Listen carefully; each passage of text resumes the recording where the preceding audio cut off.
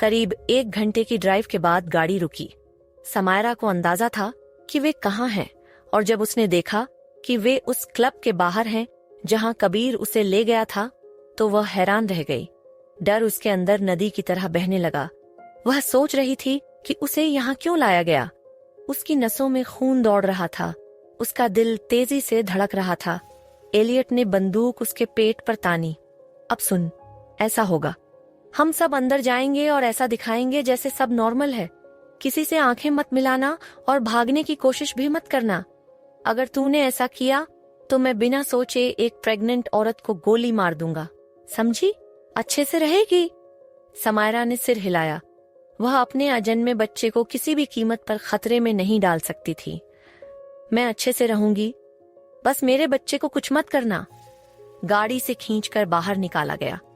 Elliott ने उसका हाथ अपने कंधे पर रखा, बंदूक उसकी कमर में चुभौते हुए, और वे धीमे रोशनी वाले क्लब में दाखिल हुए।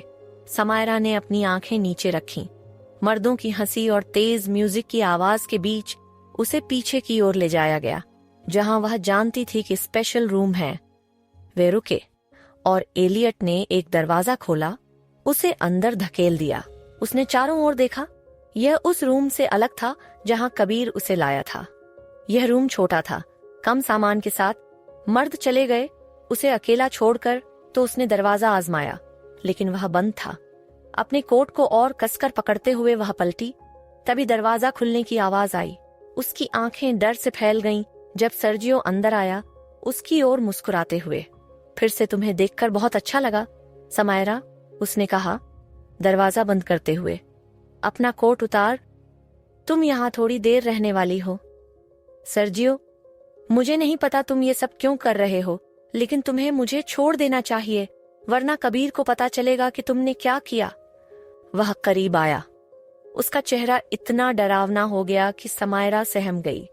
तुम मेरी बात मानोगी। अब कोट उतारो, वरना मैं एलियट को बुलाऊंगा, और यकीन मानो वह सिर्फ कोट उतार कर नहीं रुकेगा। तुमने मिच को मरवा दिया, क्यों? उसने कहा और अपना कोट उतार दिया। अपनी बाहें क्रॉस करके वह उससे दूर हटी। उसके सवाल को नजरअंदाज करते हुए सर्जियो उसके चारों ओर चक्कर लगाने लगा, फिर उसके सामने रुका। उसका हाथ तेजी से उठा और उसने समायरा के चेहरे पर थप्पड़ मारा। अगली बार जब मैं कोई ऑर्डर दूं तो झिझक मत करना, वरना सजा मिलेगी। उसने उसका चेहरा पकड़ लिया। सुना है मेरे बेटे ने तुम्हें यहाँ लाया था, लेकिन तुम ज्यादा देर नहीं रुकी। क्यों? क्योंकि वह तुम्हारी तरह बीमार इंसान नहीं है, उसने गुस्से में कहा। तुम्हें लगता है वह नहीं है। तुम अपने पति को सचमुच नहीं जानती, लेकिन मैं ये मानता हूँ मेरे बेटे का टेस्ट अच्छा है। तुम बहुत खूबसूरत हो और मैं वो मजा लूंगा जो मेरा बेटा नहीं ले सका। तुम क्या करने वाले हो? वह चीखी। तभी दरवाजा खुला और एलियट अंदर आया। उसके हाथ में एक बड़ा सा कुत्ते का कॉलर जैसा कुछ था। सर्जियो ने एक छोटा सा चाबुक उठाया, जो लोग रफ सेक्स के लिए इस्तेमाल करते हैं। अपनी ड्रेस उतार, समायरा, सर्जियो ने ऑन ऑर्डर दिया, चाबुक को अपने हाथ पर हल्के से मारते हुए। मुझे उसके बालों का रंग पसंद है। सर्जियो, क्या नीचे का रंग भी वैसा ही होगा? एलियट ने मुंह से लार पोंछते हुए कहा। ये हम बाद में देखेंगे, एलियट। उसने समायरा की ओर देखा, चाबुक उठाते हुए। ड्रेस उतार, वरना मैं उसे बुलाऊंगा। क्या तुम मुझे वैसे ही मारोगे जैसे तुमने कबीर के घोड़े को मारा था? उसने ड्रेस उतारते हुए पूछा। सिर्फ ब्रा और पैंटी में खड़ी वह रोने लगी। उसे बीमार और अपमानित महसूस हो रहा था, क्योंकि मर्द उसके शरीर को घूर रहे थे और उसे डर था कि वे क्या करने वाले हैं। मैंने वो उसे सिखाने के लिए किया कि प्यार करना फायदेमंद नहीं है। वह तुमसे प्यार करता है, उसकी बहुत बड़ी गलती। तुमने उसे कमजोर कर दिया। मेरे काम पूरा होने के बाद जब वह देखेगा कि तुम बाकियों से अलग नहीं हो, वह मेरी बात मानेगा। वह उसके पीछे गया और कॉलर उसके गले में डाल दिया। सर्जियो, तुम अपने बेटे की पत्नी के साथ ऐसा कैसे कर सकते हो? मैं तुम्हारा पोता पोती लेके चल रही हूँ। मेरा पोता पोती। हाँ, इसीलिए हम तुम्हारे साथ नरमी बरतेंगे। मैं बस चाहता हूँ कि तुम मेरी फंतासी पूरी करो, फिर मैं तुम्हें छोड़ दूंगा। कभी नहीं, उसने तीखे स्वर में कहा और चाबुक का एक थप्पड़ पड़ा। भले ही वह पैडेड था, फिर भी बहुत दर्द हुआ और वह सिसकने लगी। इसे टेबल पर लिटाओ, सर्जियो ने एलियट को ऑर्डर दिया। समायरा ने विरोध करने की कोशिश की, लेकिन वह बहुत मजबूत था और उसे टेबल पर पीठ के बल लिटा दिया। उसकी दोनों बाहें सिर के ऊपर बांध दी गईं। गले में कॉलर उसे गला घोंटता सा लग रहा था।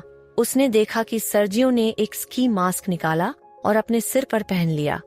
वह उसके ऊपर झुका। उसकी आंखें समायरा की आंखों में देख रही थीं। मुझे औरतों का चीखना, मिन्नत करना, लात मारना और छटपटाना पसंद है। मैं चाहता हूं कि तुम ऐसा करो। दिखाओ कि मैं तुम पर जबरदस्ती कर रहा हूं। ये मुझे उत्तेजित करता है। तुम मुझ पर जबरदस्ती कर रहे हो और मैं तुम्हें वो मजा नहीं दूंगी। वह अपने दिमाग को अपने शरीर से अलग करने की कोशिश करेगी।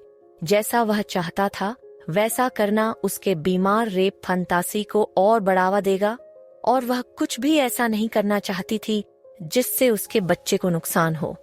वह अपनी आंखें बंद कर लेगी और प्रार्थना करेगी कि ये जल्दी खत्म हो जाए। सर्जियो ने कॉलर को खींचा, जिससे वह खांसने लगी। तुम वही करोगी जो मैं कहूंगा, वरना न सिर्फ एलियट को तुम्हारे साथ मौज लेने दूंगा, बल्कि क्लब के हर मर्द को। प्रेग्नेंट हो या नहीं, उन्हें फर्क नहीं पड़ता, बल्कि कुछ को तो प्रेग्नेंट औरतों के साथ मजा लेने का शौक है। उसने एलियट की ओर देखा। अब देखते हैं कि नीचे का रंग बालों से मिलता है कि नहीं, उसने कहा, अपनी उंगलियां उसकी पैंटी के कमरबंद में डालते हुए। अब पहले की बात कबीर की। कबीर अपने बेस्ट सूट में तैयार था। वह अपनी मीटिंग के लिए जा रहा था कि तभी उसका फोन जोर से बजा। घड़ी देखकर वह चिढ़ गया कि उसे रुकना पड़ रहा है। हेलो, उसने रूखेपन से जवाब दिया। क्या मतलब? वह अपनी क्लास में नहीं पहुंची? उसने सुना और फोन काट दिया।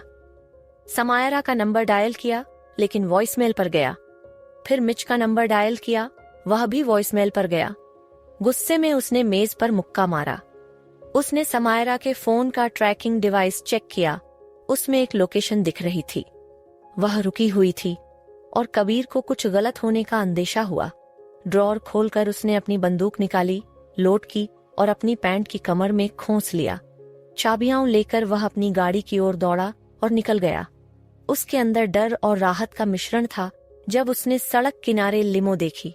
पिछला दरवाजा खुला था और आसपास कोई नहीं दिख रहा था। लिमो के पीछे गाड़ी पार्क करके वह बाहर निकला। बंदूक निकालकर धीरे धीरे गाड़ी की ओर बढ़ा। एक ठंडी सिहरन उसकी रीढ़ में दौड़ गई। क्या होगा अगर उसे समायरा घायल मिली, या उससे भी बुरा, मृत? नहीं, वह इस ख्याल को अपने दिमाग में नहीं आने देगा।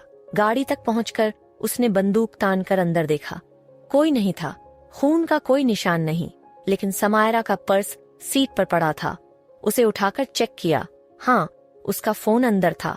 उसने चारों ओर देखा, लेकिन समायरा या मिच का कोई अता पता नहीं था। उसने कुछ ताजा टायर के निशान देखे और उनके पास जाकर देखा। फिर उसने फोन निकालकर पुलिस को कॉल किया, बताया कि उसकी पत्नी का अपहरण हो गया है और ड्राइवर का कोई पता नहीं। पुलिस को लोकेशन बताकर फोन काट दिया। तभी उसने नाले की ओर जाते खून के कुछ छींटे देखे। वह खून के निशानों का पीछा करते हुए नाले तक पहुंचा। समायरा, मिच, उसने चिल्लाकर पुकारा। उसे लगा कि कोई आवाज आई तो सावधानी से नाले में उतरा। नीचे पहुंचकर उसने झाड़ियों के नीचे एक शरीर देखा। जूतों से उसे लगा कि यह एक मर्द है। जल्दी से पास जाकर उसने देखा कि यह मिच था। वह खून से लथपथ था और मुश्किल से होश में था। उसकी आंखें हल्के से खुलीं और उसने कबीर का कॉलर पकड़ लिया। उन्होंने उसे ले लिया। बॉस, उसने कहा, मुंह से खून टपक रहा था। किसने लिया? मिच, बताओ किसने लिया? मिच ने सिर हिलाया। पता नहीं, मैंने सिर्फ उसकी चीख सुनी। बस थामे रहो दोस्त, मदद आ रही है, उसने कहा और फोन निकालकर एम्बुलेंस बुलाई। मिच के पास बैठकर वह सोच रहा था कि उसे ढूंढना कहां से शुरू करे और उसे किसने और क्यों लिया। अपनी प्यारी समायरा को नुकसान होने का ख्याल उसे चीखने, किसी को टुकड़े टुकड़े करने को मजबूर कर रहा था। उसे समायरा और बच्चे की सुरक्षा की चिंता थी। भगवान भी उस शख्स को नहीं बचा पाएगा जिसने उसे लिया। नीचे बैठकर उसने आसमान की ओर देखा। आंखें बंद करके उसने मन ही मन प्रार्थना की, भगवान, अगर तुम सचमुच वहां हो तो समायरा का ख्याल रखना। वह इतनी प्यारी और मासूम है, उसे कुछ मत होने देना। तभी उसका फोन बजा। जेब से निकाल कर देखा, यह किसी अनजान नंबर से था। शायद ये अपहरणकर्ता हो या कोई जानकारी देने वाला। गले में अटकी गांठ को निगलते हुए उसने कॉल उठाई। फोन पर बातचीत। कबीर बोल रहा हूं, मिस्टर कपूर, ये एंटोनियो वोजेला है। कबीर ने आंखें घुमाई। उसके पास इस आदमी के लिए वक्त नहीं था। मैं अभी तुमसे बात नहीं कर सकता, उसने कहा और फोन काटने ही वाला था कि एंटोनियो ने समायरा का नाम लिया। फोन मत काटो, ये तुम्हारी पत्नी के बारे में है। वह खड़ा हो गया। कमीने, अगर तूने उसे चोट पहुंचाई तो मैं कसम खाता हूं तुझे मार डालूंगा। प्लीज मेरी बात सुनो। मैं अभी मेंबर्स क्लब में हूं और मैंने तुम्हारी पत्नी को 3 मर्दों के साथ अंदर आते देखा। लग नहीं रहा था कि वह अपनी मर्जी से आई है। मुझे लगा तुम्हें पता होना चाहिए। कबीर ने लगभग फोन में चिल्लाते हुए कहा। मैं अभी आ रहा हूं, उन्हें रोकने की कोशिश करो। एंटोनियो चीखा। मैं क्या कर सकता हूं? मुझे तो ये भी नहीं पता कि वे उसे कहां ले गए। मुझे नहीं पता तुम वहां क्यों हो, लेकिन तुम्हें मालूम है वहां क्या होता है। वह खतरे में है। कुछ करो, झगड़ा शुरू करो, जगह को तोड़ फोड़ दो, कुछ भी करो ताकि वे बाहर भागकर देखें कि क्या हो रहा है। वे मुझे मार डालेंगे, एंटोनियो ने कहा। देख, मुझे पता है तुम्हें समायरा पसंद है और तुम नहीं चाहोगे कि वे राक्षस उसे चोट पहुंचाएं। बस कुछ करो, मैं जितनी जल्दी हो सके वहां पहुंचता हूं।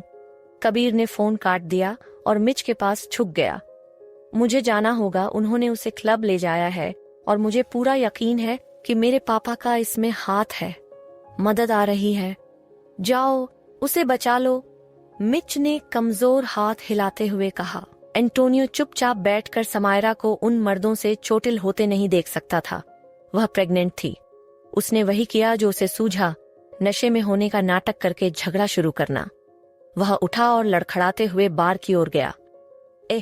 तुम, उसने लड़खड़ाती आवाज में कहा, उस मर्द से बात करते हुए जो समायरा के साथ अंदर आया था। वो औरत जो तुम्हारे साथ आई थी, मुझे उसे 1 घंटे के लिए चाहिए। मैं उसकी कीमत से 3 गुना देने को तैयार हूँ। वह बड़ा मर्द उसे घूरते हुए हंसा। लगता नहीं तुम कुछ कर पाओगे। बस जाओ और अपने बॉस को बता, एंटोनियो ने कहा और बार स्टूल पर बैठ गया। जब उस मर्द ने पीठ फेरी, एंटोनियो उठा और उसका पीछा किया, यह देखने के लिए कि उन्होंने समायरा को किस रूम में रखा है। दरवाजे का नंबर देखकर वह बार पर वापस आया और अभी बैठा ही था कि वह बड़ा मर्द लौट आया। सॉरी, तुम्हें कोई और लड़की चुननी होगी।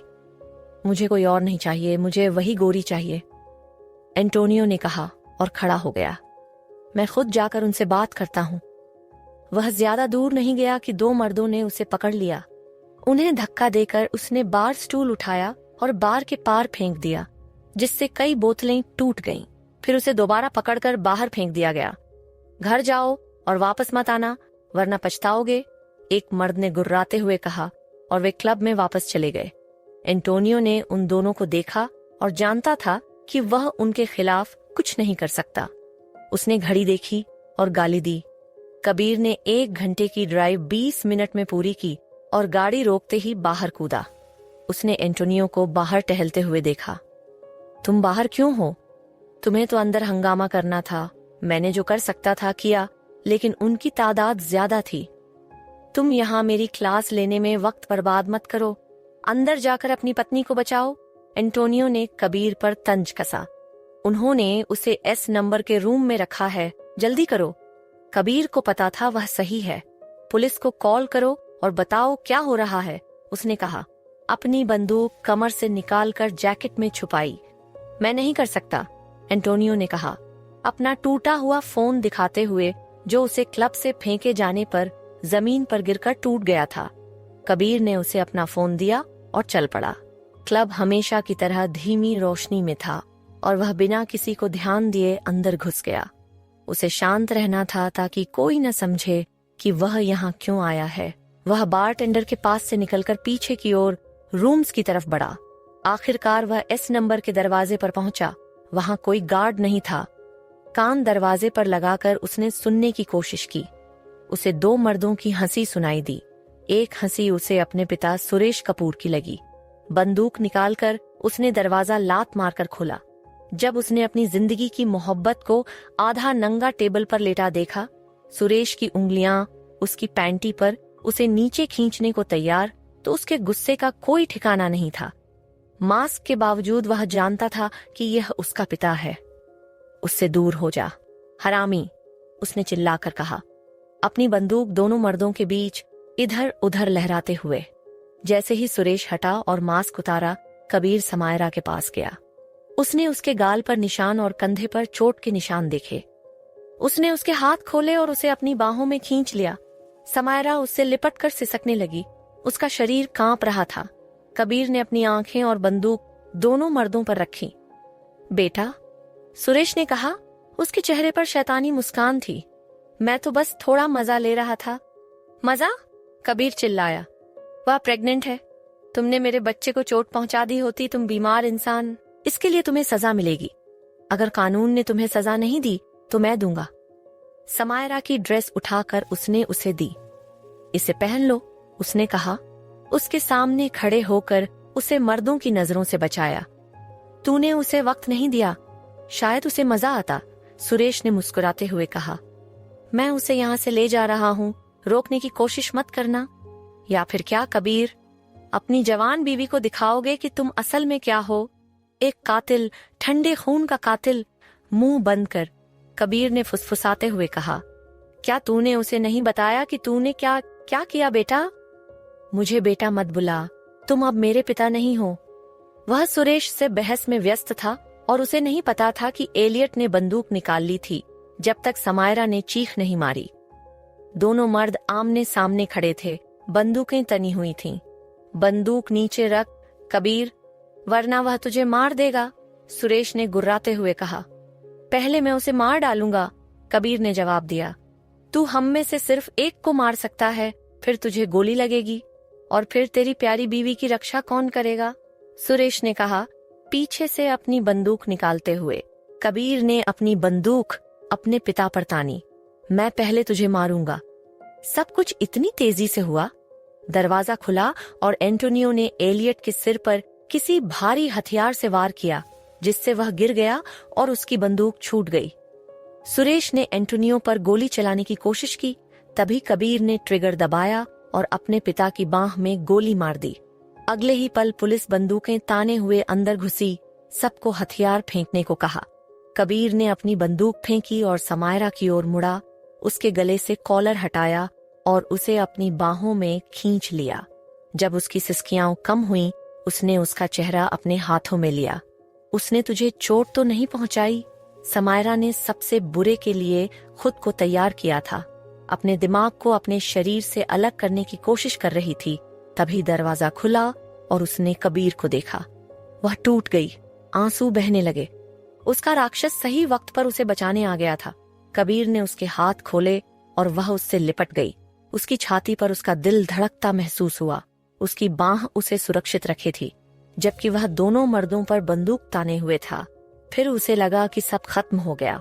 तभी एंटोनियो अंदर घुसा और एलियट के सिर पर वार करके उसे बेहोश कर दिया। वह मेरे साथ भयानक चीजें करने वाला था और फिर दूसरों को भी बुलाने वाला था। ओह कबीर, शुक्र है तुमने मुझे ढूंढ लिया। कबीर ने उसके होंठों पर गहरा किस किया, उसे यकीन दिलाते हुए कि वह सुरक्षित है। उसने उसे उठाया, बेड पर बिठाया। उसका हाथ पकड़े हुए वह सुरेश की ओर मुड़ा। तुमने जो किया, इसके लिए तुम लंबे समय तक जेल में रहोगे। हथकड़ी लगते वक्त सुरेश ने पुलिस को गालियां दी, कहते हुए कि उसे गोली लगी है और आराम से ले जाई। उसे बाहर ले जाते वक्त वह कबीर के सामने रुका।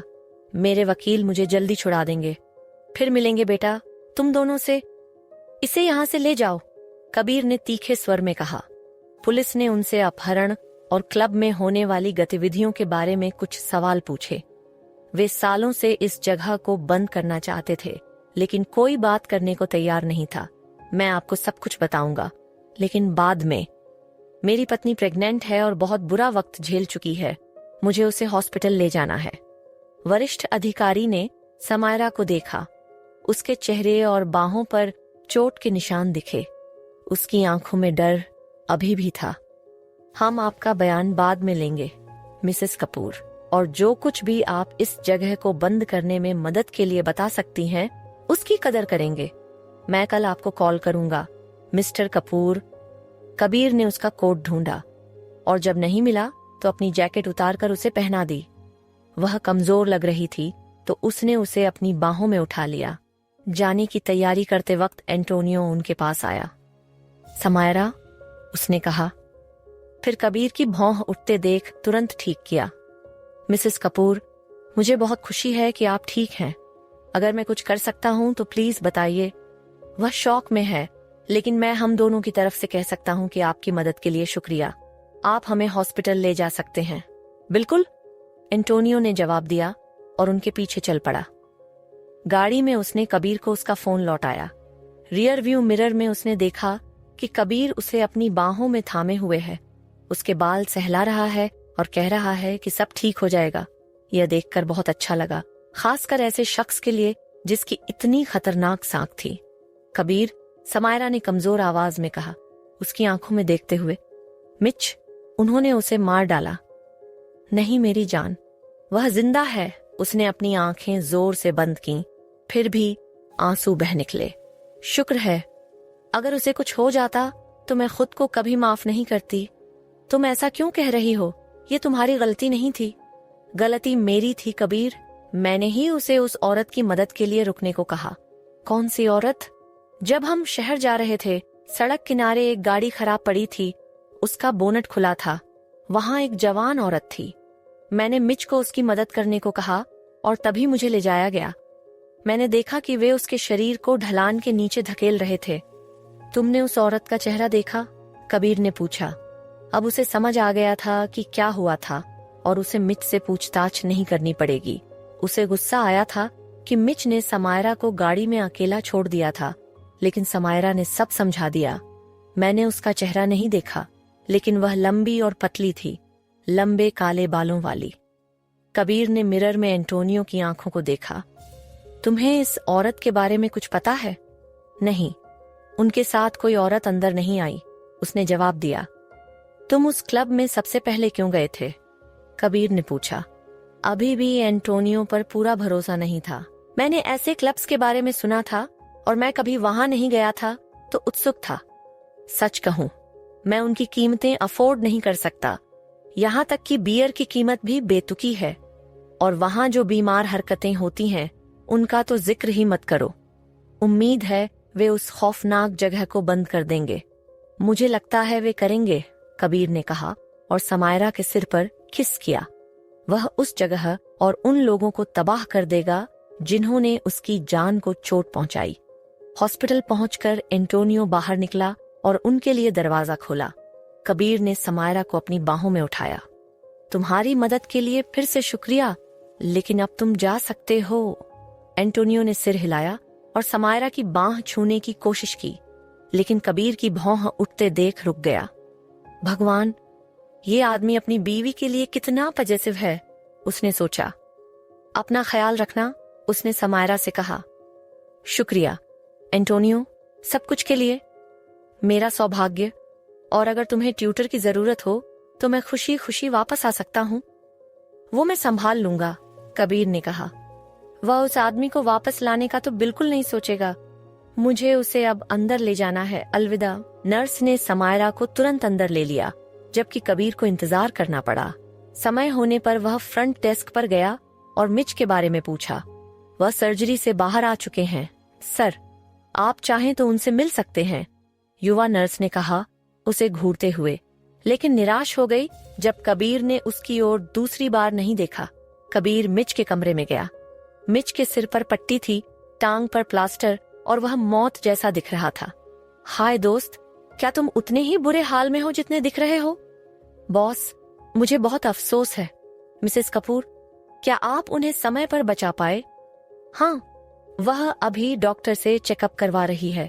मैं सुरेश को कुछ नुकसान करने से पहले पहुंच गया। काश मैं उस हरामी को मार डालता। मैंने उसे गाड़ी में अकेला छोड़ दिया। समायरा ने मुझे बताया कि उसने तुम्हें उस औरत की मदद करने को कहा था। वैसे क्या तुम्हें उस औरत के बारे में कुछ पता है? नहीं बॉस, मैंने उसे पहले कभी नहीं देखा। मुझे उसे ढूंढना होगा। उसे समायरा के अपहरण में अपनी भूमिका की सजा मिलनी चाहिए। मुझे अब अपनी बीवी के पास जाना चाहिए। मिच, तुम किसी चीज की चिंता मत करो, तुम्हारी रिकवरी के लिए जो चाहिए मैं करूंगा। मैं जल्दी वापस आऊंगा तुमसे मिलने। मेरी तरफ से अपनी बीवी से सॉरी बोल देना, मिच ने कबीर के बाहर जाने से पहले कहा। जब वह समायरा के हॉस्पिटल रूम में गया, उसने सिर घुमाया।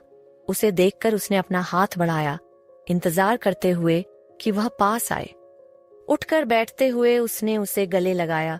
जब कबीर ने उसे और कसकर पकड़ा तो वह कराह उठी। उसे लगा वह उसे कुचल देगा। कबीर, मुझे सांस नहीं आ रही।